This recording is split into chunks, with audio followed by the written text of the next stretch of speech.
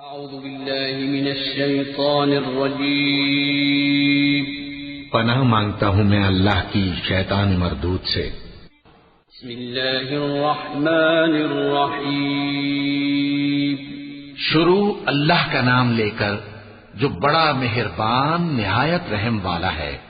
لا اقسم بهذا البلد وانت حل بهذا البلد ووالد وما ولد لقد خلقنا الانسان في كبد ايحسب ان لن يقدر عليه احد يقول اهلكت مالا لبدا ايحسب ان لم يره احد الم نجعل له عينين ولسانا وشفتين وهديناه النجدين۔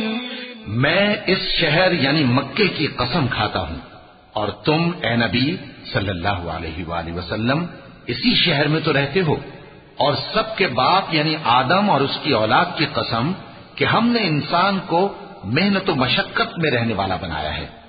کیا یہ خیال کرتا ہے کہ اس پر کوئی قابو نہ پائے گا؟ کہتا ہے کہ میں نے بہت سا مال برباد کر دیا۔ کیا اسے یہ گمان ہے کہ اس کو کسی نے دیکھا نہیں؟ بھلا ہم نے اس کو 2 آنکھیں نہیں دی اور زبان اور 2 ہونٹ نہیں دیے؟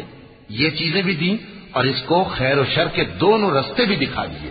فلاقتحم العقبة وما أدراك ما العقبة فك رقبة أو إطعام في يوم ذي مسغبة يتيما ذا مقربة أو مسكينا ذا متربة ثم كان من الذين آمنوا وتواصوا بالصبر وتواصوا بالمرحمة أولئك أصحاب الميمنة والذين كفروا بآياتنا هم أصحاب المشأمة عليهم نار مؤصدة۔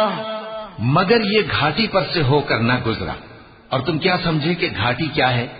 کسی کی گردن کا چھڑانا یا بھوک کے دن میں کھانا کھلانا، کسی رشتہ دار یتیم کو یا مٹی میں پڑے کسی نادار کو۔